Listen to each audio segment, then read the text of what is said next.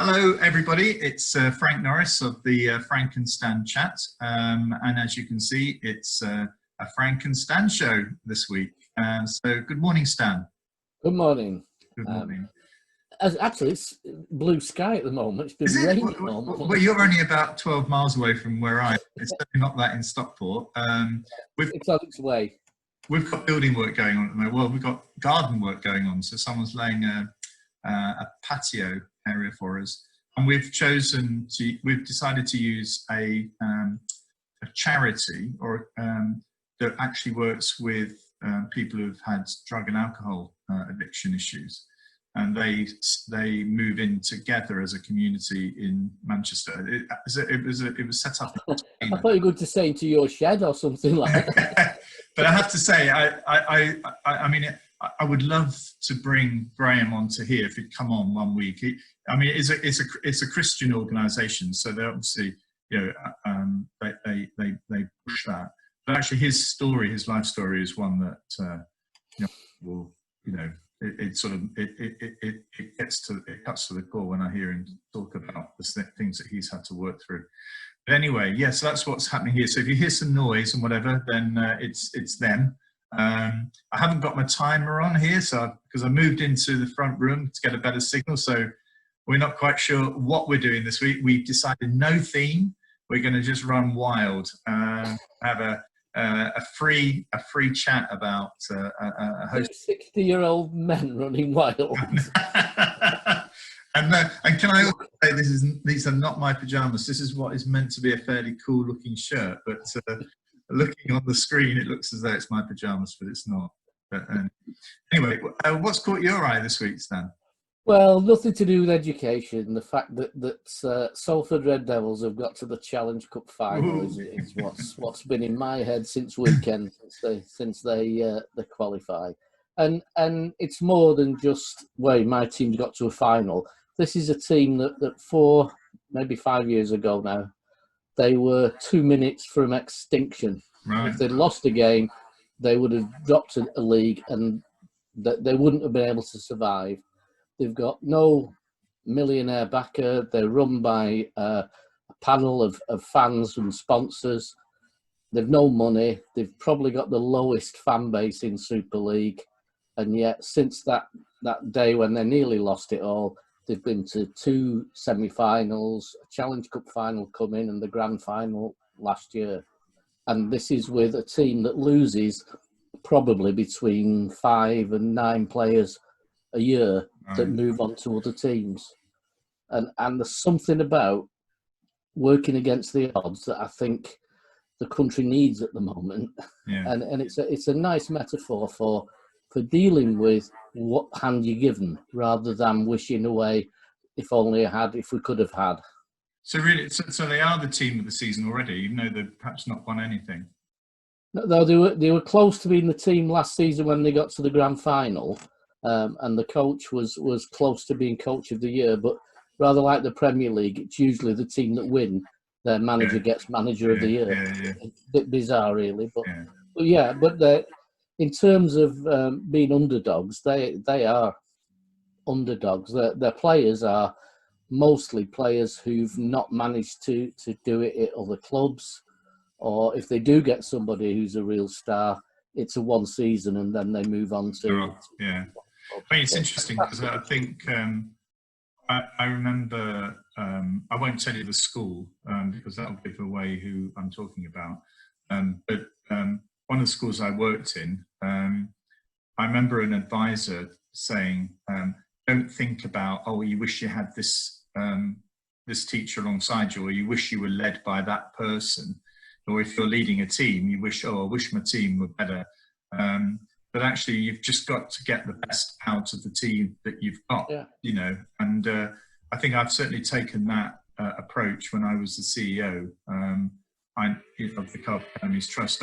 It was not. I mean, unfortunately, there are times when you fall out, but actually you feel as though you've taken this as far as you can take it. Those discussions are difficult. But actually, I've never ever said to anybody, you're fired. I'll get rid of you. Actually, what I'm desperate to do, what I was desperate to do, was to get the best out of everybody, and for them to feel as though they had contributed to the success of the school. So I think it's the same sort of thing for senior leaders, isn't it? Yeah, I know. I've said when I've had conversations with people about turnaround schools and things, and saying, well, it'll take me 3 or 4 years to get rid of, and you think, what you need to be look at everybody as an asset rather than a burden, and start to say, well, in my view, nobody came into teaching with a desire not to do the best for the kids. We may have lost that, and you need to find that motivation and kick it in again. And the guy Graham that I was talking to you about has just arrived. He's going to probably ring on the doorbell very shortly. So what I'll do is I'll pause the video when he does. But what's caught my eye this week is around what we're facing, because Stan, you live in Salford and I live in Stockport. We are facing now, I hate the term lockdown because I'm not quite sure. Lockdown to me was March when everything closed, schools were closed. But there's greater restrictions, aren't there, coming, I think, next week. But Lord Jim O'Neill, as you know, I'm on the Northern Powerhouse Partnership Education Group. And Lord Jim O'Neill, who is the vice chair of that group, was on Radio 4 this morning. And I'm going to play to you now just 42 seconds of him talking. Definitely believe this crisis has highlighted the reality of where governments have gone on devolution. We have elected mayors in various parts of the north, and they've had absolutely no influence, neither have their councils, on the test and tracing system. And that mess clearly demonstrates a need for true devolution of decision making, because I'm certainly with those that believe if you gave that kind of power to local areas, they would almost definitely have done a much better job than central government is doing, because they understand all the subtleties of what's going on in their areas. Right. I think it's tricky. We were talking before we started recording, but in a way, I'm staggered that central government hasn't tried to do this more and to, in effect, engage with the local communities more. Because I think that they're sitting with this big problem at the moment where, I think it's more testing than tracing. If you don't do the testing, then you don't know who to trace. But actually the capacity of testing is probably at its limit, and the limit is not anywhere near the number that's required in order to service the nation. But actually, that's all being done centrally. And actually, I think, for me, I can understand why the government didn't just say recently, look, we've done our best, we thought we could control this centrally. But actually, I think that the greater resource is going to be locally. So let us talk to you about how we can manage this in a more sort of coherent and collaborative way. Instead of this, well, we've got our testing and tracing system and this is where we're at.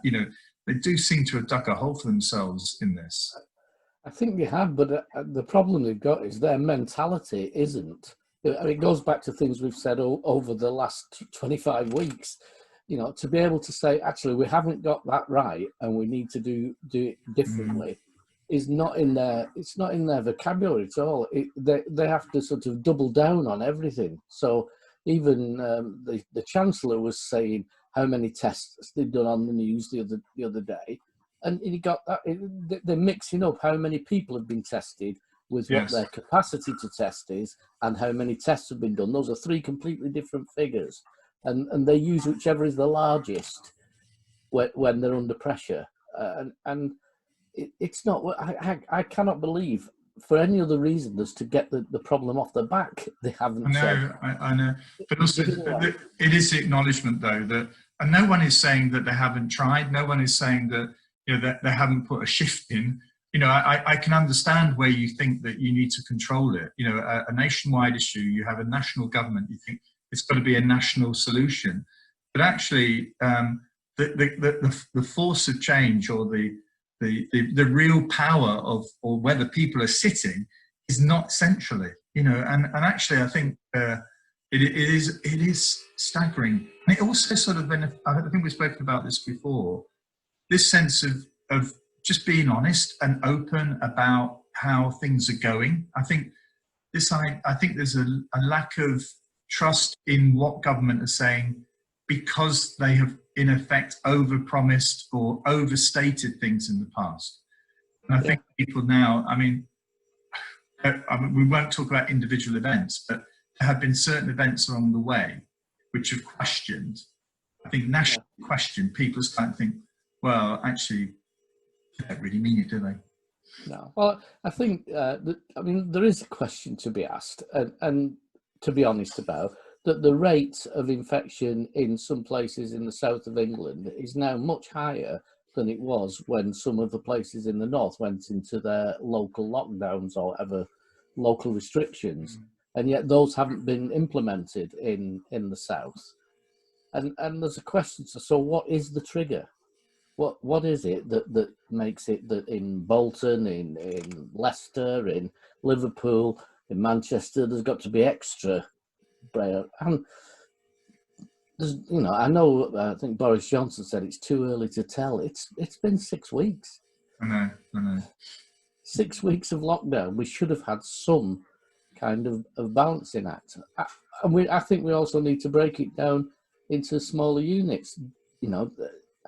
I'm definitely not blaming students, but if 500 students at Manchester Met, that must sway the figures for Manchester as a whole. Lucy Powell said that it was 55% of the current infection rate in Manchester was down to the student population, but that still is a massive increase. But it is, even if they're locked down, they're not imprisoned, in a sense that no. And actually, that some of these, before the actual spurt came, they were integrating into their local communities. So, and if you haven't got the testing and tracking going on, the tracing, then actually, it's like it's just running around. It's like an amoeba. Nobody knows where it is. Actually, it's so small you don't know, but it can be so devastating. Yeah, well, I'm also suspicious of the data, and I'm not saying anybody's trying to be odd with it, but if your data is telling you that most of the transitions are in households, then you've got to ask the question, how is it getting into the household in the first place? Because if you're a household and none of you've got it, and then at some point later you all got it, it's come in from somewhere, and I think that gap is missing in the explanation, and that might well be the fact we've opened things up perhaps a bit too early, or we've got crowds in cities at 10 o'clock when places close, and I can't believe nobody thought that through. It's commenting on that. It's hard to believe that somebody thought that, I know, if we shut them early, then everybody will stop drinking and there'll be no social hugging and everything when everyone's had too much to drink. Instead, I think that it'll be everything emptying at the same time. We are in, I'm trying to get back a little bit to the education element here, but we are in a national crisis, but actually the leaders are absent. Well, for us in the north here, if central government wants to control this, which I think is wrong, but if they do, then I expect there to be leadership, and very visible leadership from central government. I cannot see that now. I don't know about you, but it's as if everyone's been briefing everybody else. But actually, I'm a citizen living in the north. I want to see some leadership. Yeah. And what happens is it goes away, and then it comes back with some sort of pit in Downing Street with 2 flags and 2 scientists next to the leader. Yeah. But we haven't seen him. Where has he been? I cannot. In a way, it goes back to school leadership, isn't it? And about institutional leadership. In a crisis like this, you want to make sure that people get a sense that you are, working with others. You're visible. You're messaging it. I just don't see that at the moment. See your report. I think it's out today or last night from UCL. Their education about primary schools being disproportionately hit by the COVID and their plan or their suggestions is that Ofsted stop inspecting for the rest of the year and that SATs are stopped to give schools a bit of freedom to be able to manage with what they're managing. And I don't know about you, Frank, but I'm seeing heads now that are close to the edge. Well, and where is that? I mean, it's really. I mean, I thought John Roberts yesterday in the Times Education stuff. I'm not sure if you saw it. He did a stinging report on Ofsted's interim findings of their visits. And you and I could have written that report. It would have been cheaper for them to have asked us to write it, because there was nothing in it that actually told us anything that we didn't already know. But tellingly, as John Roberts said, the two elements that were critical of government, basically the key one being, well, where the hell is the testing and tracing going on? Because that's the thing that's really affecting local schools. Yeah. And if teachers can't get a test and kids can't get a test who need it, and actually where the whole thing's going to fall. It was not. That was a key finding and was not put in the summary of the report. In a way, the thing here is around, what is this meant to be? It feels as though nobody wants to be able to, everyone's scared of saying the government have done a rubbish job. Yeah. Well, and I think now fear or favour they're meant to be reported. Yeah. Without fear or favour. With all this at the moment, and a lot of the emphasis has been on students and on nightlife and stuff, nobody's mentioning schools. And yet I think it's a third now of all Greater Manchester schools have had children absent or off, or year groups closed, or bubbles closed, and that's if that's national, that a third of all schools are going through. It's something that needs to be sorted, not ignored. And I don't hear a mention of it anywhere. It's like we've made the decision, schools are open, and that's it. The thing here is, isn't it? I mean, I respected John Swinney and in the Scottish Parliament this week, being very clear about why they were deciding that they were going to, in effect, run with teacher assessments in their equivalent of the GCSE, and trying to preserve the test element of A-levels. Really is very clear, very, stated early or reasonably early, so everybody knows where they're at. We're still here waiting for a decision as to what we're doing. And I suspect, I really am concerned if they think that they can just run this now, as a normal year, with a few jobs, get back a couple of weeks. That shows, doesn't it, how far away it is. In that report, I've only seen the press briefing of the report, and in that they get a comment from the DFE, which is, we are planning to go ahead with Key Stage 2 testing. I know. No. So I'm just going to pause you for a minute. Saying about the Key Stage 2 SATs. Yeah, just the idea that schools are in a position where the year is going to run normally, and we're back to that fundamental question of, why are we doing SATs? Why are we what are those tests for? What are the results for? And if they are what I think they are, to judge schools, and what we're told they are to judge schools, it's not a good time to be judging schools. No. Well, the thing is, the phonics screening that should have been taking place last year is happening this term in year 2s, who have got those SATs, Key Stage 1 SATs as well, on top of what they're currently dealing with. For heaven's sake, if ever, this is a sign of a government that's more committed to wanting to try and get back to normal than it is about thinking about what the needs of these children are. I know phonics is really important, don't get me wrong, but we don't need the screening. No. Do not need the screening, I'm not sure it's the fighting to get back to normal, though. I think they want to win.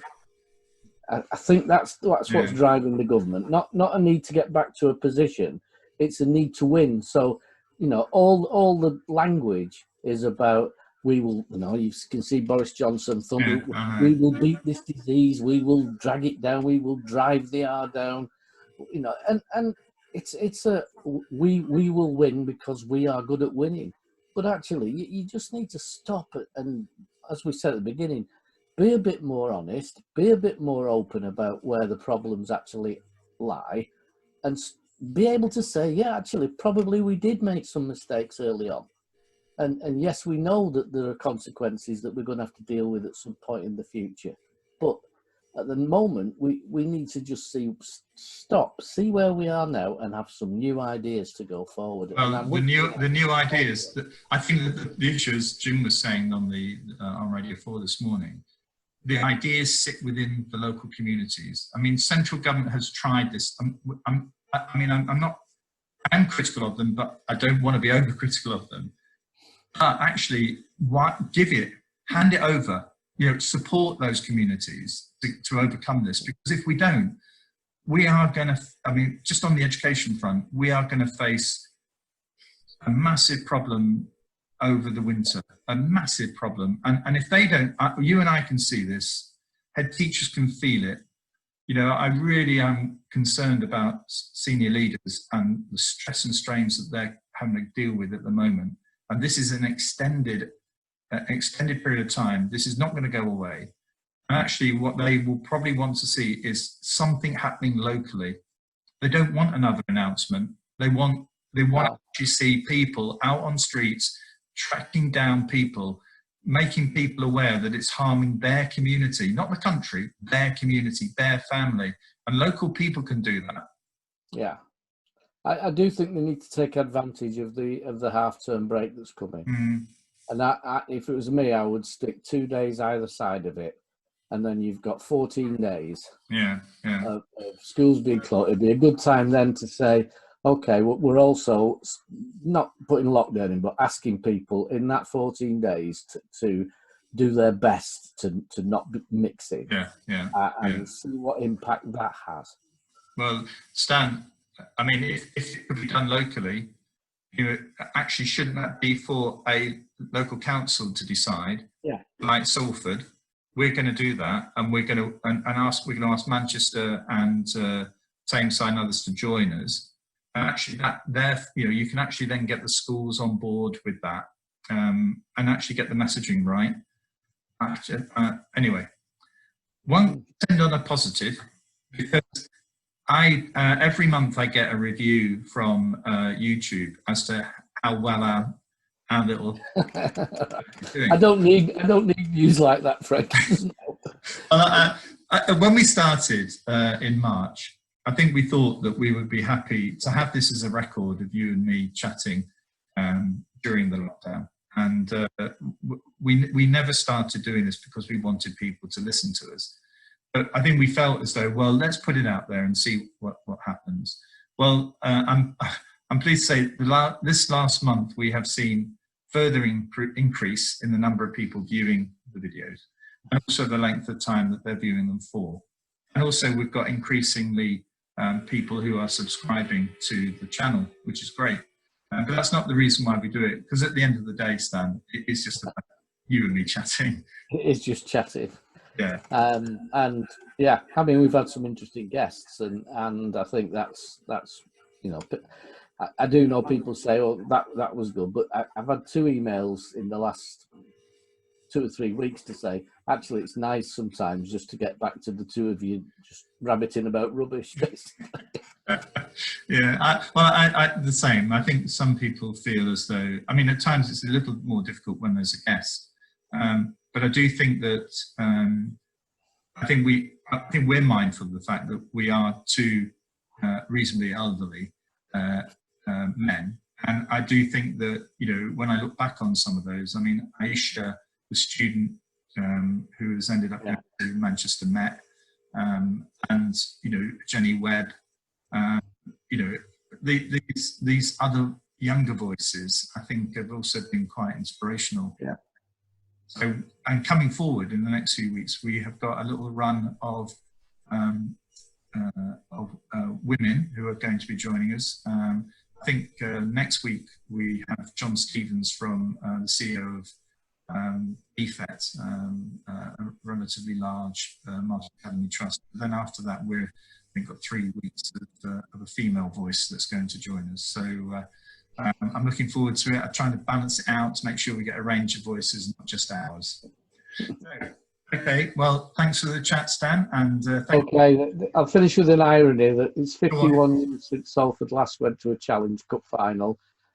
51 years in the waiting, and nobody can go.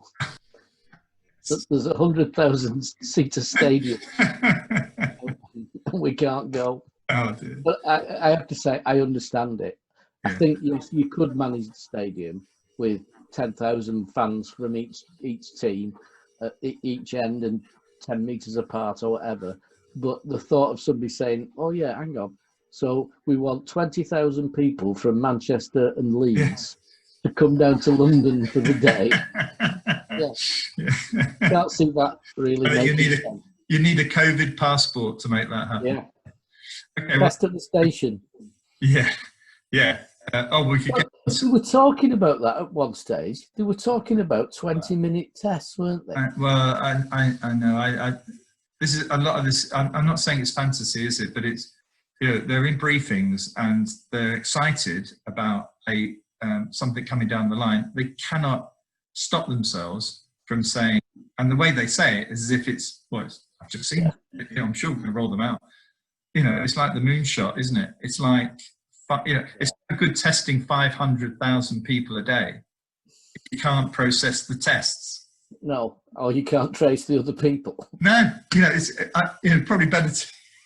And this is where the over-promising, it's over-promising, and they're not on it. They're not on it, are they?